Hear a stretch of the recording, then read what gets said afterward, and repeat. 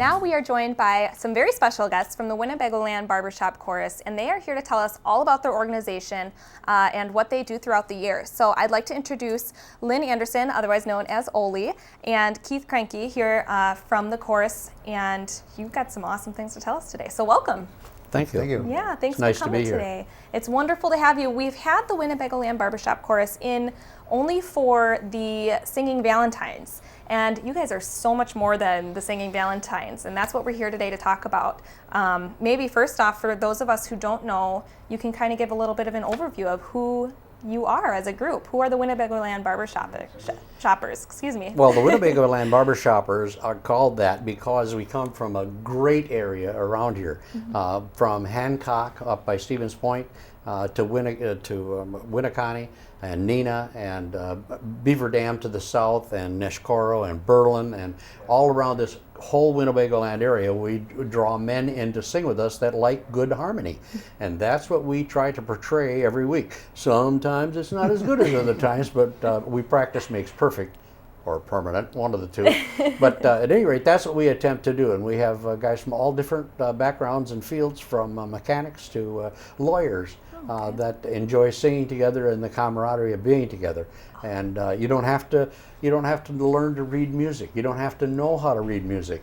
If you can stand next to somebody and carry the same tune he's carrying, or attempt to, we'll allow you to be there and have a great time. And we'd like to invite anybody that would enjoy at least trying to come down and spend a couple of Tuesday nights with us. And we would be more than happy. We meet at Peace Lutheran Church on 9th and Minnesota? Mm-hmm. Yes. 9th and Minnesota, and in the basement there. And we have a very good time. We do competitions. We do, like you mentioned before, the Valentine's sing-outs. We sing out at nursing homes. In the summer times, we do 2 or 3 sing-outs every summer at different churches. We do about 13 or 14 services on a Sunday morning we'll do.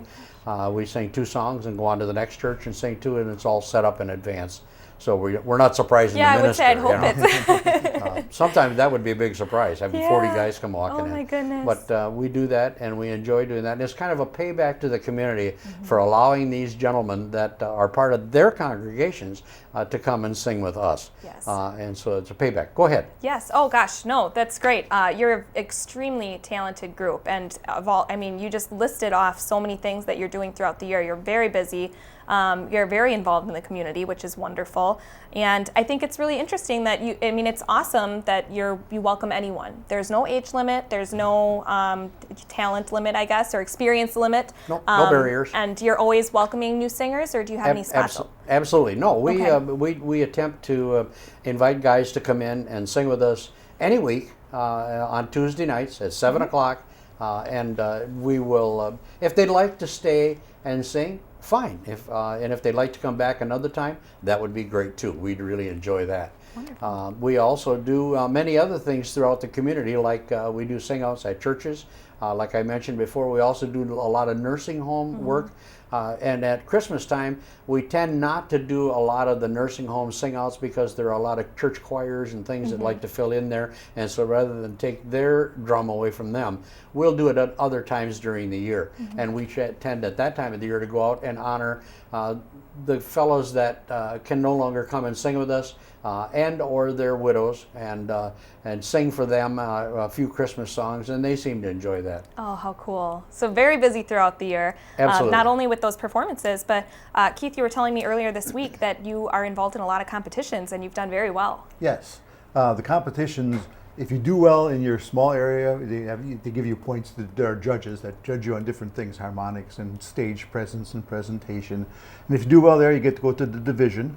Our division would include like Milwaukee, Madison, Manitowoc, the whole state. If you do well there, you get to go to the district convention. That involves several states and 3 districts of Canada. And if you do well there, you get to go to international competition. Okay. Now our course isn't as big as some of the big boys. Some of them have like 100 voices. We have 45 or 50. Oh my gosh. But the judges keep that in mind.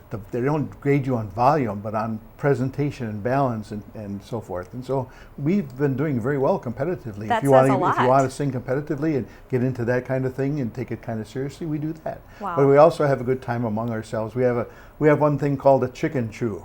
where we invite other chapters to come to Oshkosh, and we meet at South Park, and we have chicken, of course, and something.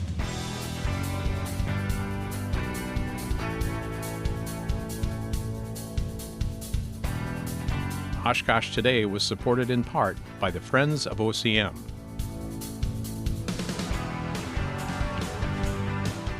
And Aurora Healthcare, 855 Northwest Haven Drive.